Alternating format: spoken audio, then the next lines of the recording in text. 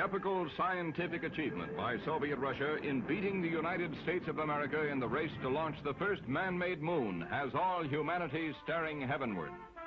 For the miracle here simulated may have more profound implications than we mortals are ordinarily called on to grasp at once. Scientifically, militarily, politically, these tracking antennae, by the knowledge they will gather from the speeding orb, may well affect mankind as nothing before, may mark a moment in history unparalleled, cause changes to beggar the imagination. What our forefathers faced in the first plane flight could be as nothing to what we are faced with as the result of these USSR signals. Good afternoon, ladies and gentlemen. This is WWN. I'm your news anchor, Rebecca Bennett, here to bring you breaking news. Today, October 4th, 1957, the Soviet Union launched Sputnik1, the world's first man-made satellite into orbit around the Earth.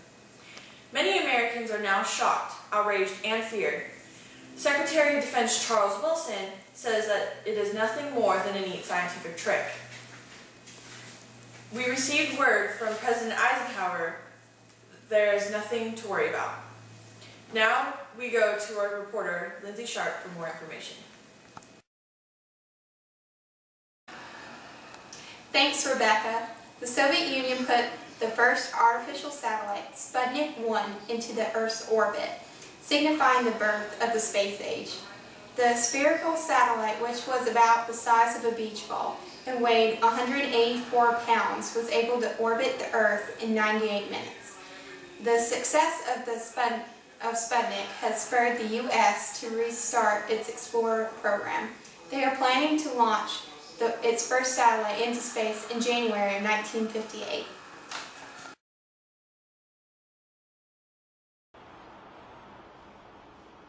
The first rocket is then dropped, its fuel exhausted.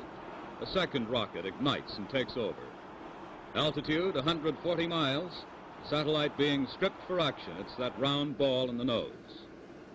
Altitude better than 250 miles, and the second rocket burns out, but its momentum carries the whole assembly forward. Second rocket spent, the third and last one takes over, the final thrust that carries the satellite into its chosen orbit. Then all the rocket power gone, but tremendous force has been built up, and the satellite is pushed off on its own at a speed of 18,000 miles an hour. So what is the purpose of the space race? To put the first man on the moon, or for military purposes? We got a recent report that America and the Soviet Union are now engaged in a space race. Everyone is surprised at how fast the Soviets are advancing. The RS missile is capable of delivering a nuclear warhead into U.S. airspace. Now it has become a race to see who can get their missiles into orbit first.